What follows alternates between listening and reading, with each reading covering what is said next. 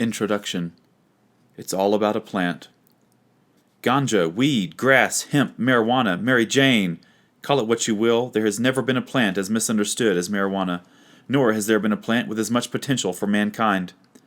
Originating in Central Asia and the foothills of the Himalayas, cannabis was one of man's earliest cultivated crops. It has been grown for a multitude of uses over thousands of years. Cannabis is a source for fiber, oil, and herbal medicines. It has been used for religious and spiritual purposes, and yes, it is also a psychoactive substance.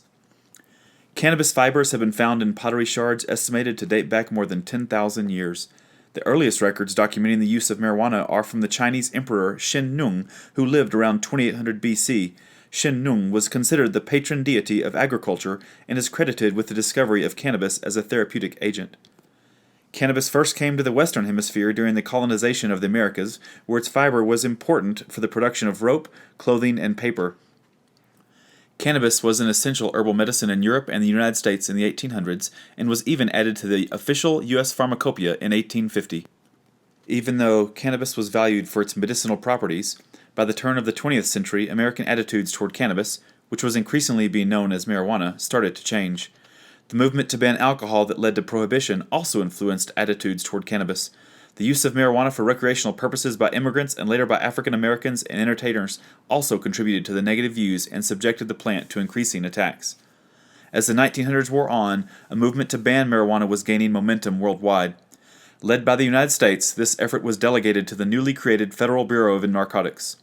Under the direction of its zealous commissioner, Harry Anslinger, the Bureau promoted legislation that eventually banned marijuana in the U.S. in 1937. The removal of cannabis-based medicine from the U.S. Pharmacopoeia in 1942 eliminated the plant as an approved source of medicine.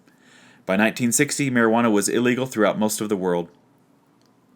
Although governments were successful in outlawing marijuana, the debate regarding its value continued, and although it was illegal, marijuana remained popular with many users.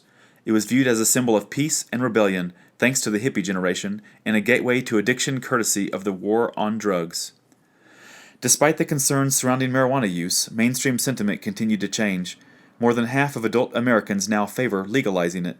Scientific and medical research are providing a greater understanding of the effects of marijuana on the human body and the value of marijuana-based medicine.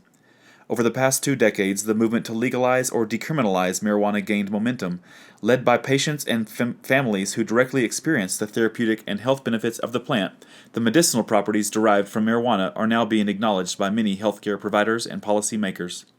Proponents of the plant's recreational use are also being heard. The key argument for legalization and decriminalization is that marijuana is far less problematic for society than alcohol. In some states, citizens have voted to change laws. In other states, citizens have demanded action by their elected officials.